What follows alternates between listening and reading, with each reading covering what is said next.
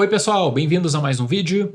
Quando o presidente Biden saiu da disputa pela reeleição, existia uma grande pressão para uma candidatura que pudesse unificar o Partido Democrata. Rapidamente, o presidente Biden já direciona seu apoio para a vice-presidente Kamala Harris, que não era vista como a candidata mais popular dentro do próprio partido, mas é uma candidata que mantém uma estrutura de legado da administração Biden, o que a administração Biden quer consolidar para colocar no lado a lado em comparação ao ex-presidente Trump.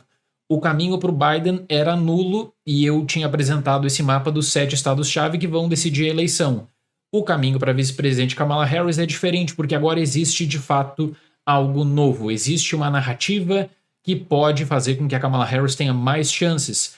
E eu também disse na época do anúncio, de que o Biden apoiaria Harris, que demoraria cerca de uma semana para ter os primeiros números das pesquisas. Agora nós temos e nós podemos trabalhar com esses números em um cenário que para o Partido Democrata é muito, mas muito melhor do que um cenário Biden versus Trump. O presidente Biden ele simplesmente não tinha caminho viável para a vitória, não tinha qualquer caminho em nenhum dos 7 estados, e eu até tinha mencionado, o voto no Biden, na verdade, seria um voto contra o Trump, do candidato viável para derrotar o Trump, porque não creio que exista a consideração de que o Biden poderia ficar mais 4 anos no poder depois do que ele apresentou no debate, nos discursos. Recentemente ele estava na biblioteca presidencial do Johnson e você vê que ele está bem frágil, ele mesmo no teleprompter ele se esquece, fica perdido, tem um olhar meio que vazio também. Então isso eu acredito que seria aprofundado num ciclo eleitoral em que tem debate, tem campanha, tem anúncio. Corta o Biden, entra a vice-presidente Kamala Harris, e aí ela entra com o fator novidade. Aí os democratas, eles tentam inverter aquela narrativa da idade, o que gera uma controvérsia tremenda, na minha opinião, porque há 2 semanas atrás eles estavam tentando falar assim, a idade não é importante.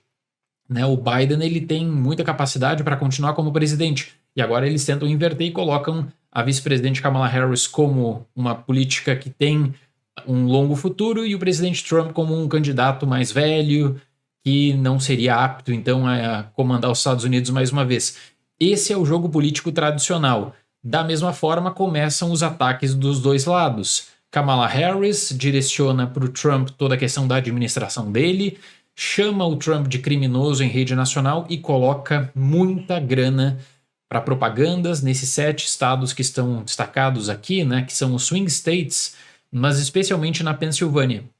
O Partido Democrata precisa da Pensilvânia. E agora nós temos os primeiros números também, E olha, os primeiros números, eles precisam ser colocados no contexto, porque o Trump apresenta ainda uma vantagem no compilado na Pensilvânia, só que, claro, tem a questão do fator novidade dos democratas, que eles tentam consolidar essa candidatura da vice-presidente Kamala Harris como um grande diferencial. Então o caminho do Partido Democrata hoje começa na Pensilvânia. Pensilvânia é um estado que os republicanos e os democratas eles vão investir uma quantia considerável e que pode ter o diferencial da vice-presidente Harris chamar para o seu candidato a vice, na eleição, o Shapiro, o governador, que aí eu acho que colocaria a Pensilvânia na fileira democrata. Mas vamos para as pesquisas, porque tem esse fator que pode ser o fator novidade, por um lado, mas aí, por outro lado, também tem aquela questão de manter o momentum a longo prazo. E aí que entra a campanha, e aí que entra também os ataques, que é mais ou menos o que você espera nos Estados Unidos,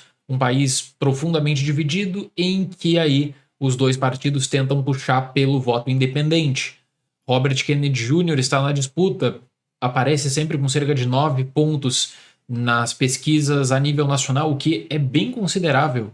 É um número bem considerável e com isso vem sempre aquela questão, ele vai tirar voto de quem? Porque existe na história política dos Estados Unidos os chamados candidatos de terceira via que eles podem atrapalhar candidaturas. O Ross Perot, em 1992, ele atrapalha a candidatura do George Bush pai na busca pela reeleição, por exemplo. É algo que, inclusive, os próprios republicanos se arrependem de não ter feito uma iniciativa mais forte em 92 para puxar e para pegar os votos independentes. Então, os votos e a direção de quem hoje apoia o Robert Kennedy Jr., os 2 partidos eles tentam tomar conta disso tudo. Na Pensilvânia, no compilado uma vantagem para o Trump, Nas novas pesquisas, na Nevada, empate para pequena vantagem para Harris também. Na Geórgia, né, a mesma coisa, mas assim, você vê que os números recentes são números de pequena vantagem ou empate, porque aí leva em conta o que eu disse, o momentum. O problema qual é? As margens, no geral, elas não são de 1, 2 pontos percentuais para erro, nós temos casos ali de 6, 7 pontos percentuais, ou seja, a disputa ela está realmente aberta em todos os estados-chave.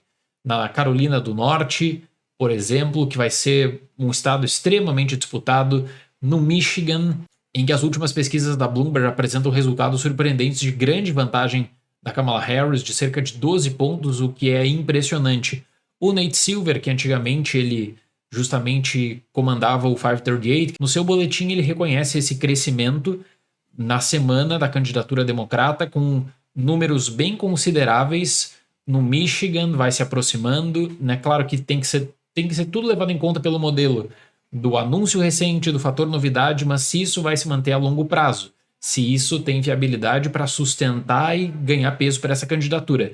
O Partido Democrata está com doações milionárias, né? O Partido Democrata nunca recebeu tanto dinheiro em tão curto prazo para conseguir trabalhar com essa campanha. E se os doadores eles falaram que o Biden precisava sair para dar suporte para o novo candidato, isso acabou sendo cumprido. Então eu acho que existe também um grande pacto simbólico no lado democrata para viabilizar cada vez mais o nome da vice-presidente Harris, de não só aquela política que estava na sombra do Biden, mas que tinha um peso importante na administração, e eles vão buscar popularizar de todas as maneiras possíveis, né? Então, nesse compilado Biden e Trump, a vantagem do Trump era extraordinária. Extraordinária. Tanto é que hoje uma questão do Partido Republicano é o que fazer. Porque na época que o Biden teve aquele debate horroroso, os republicanos saíram de cena. O Trump ficou 10 dias sem aparecer, porque o Partido Democrata ali estava numa das maiores crises da sua história. Se o Biden sai ou não da disputa. Agora volta com um fator novidade da Kamala Harris, que se vai ser viável a longo prazo até a eleição em novembro é uma outra coisa. Mas hoje existe o momentum. Hoje, nas pesquisas também e nos modelos estado a estado, existe um crescimento significativo. Em vários locais, senadores democratas ganhavam a eleição com uma boa vantagem sobre os republicanos e o Trump ganhava a nível nacional do Biden, o que era impressionante, né? O que demonstrava também que a candidatura do Biden não puxava mais voto e que só estava de pé por conta do voto anti-Trump. E a Kamala Harris vem com uma proposta de trazer algo além disso, né, de tentar criar um apelo com o eleitor independente. Eu vou fazer um vídeo sobre terceira via nos Estados Unidos, porque existe um sonho, né, que parece utópico de ver um candidato à terceira via disputando realmente uma eleição. Só que, por outro lado, a terceira via tira votos, dependendo do caso, como eu disse, de republicanos e democratas, de republicanos em 92, de democratas em 2000, por exemplo. Então vamos discutir sobre tudo isso também, e eu agradeço a visita de todos vocês e os aguardo para o próximo vídeo. Tá bom, pessoal? Até mais, valeu!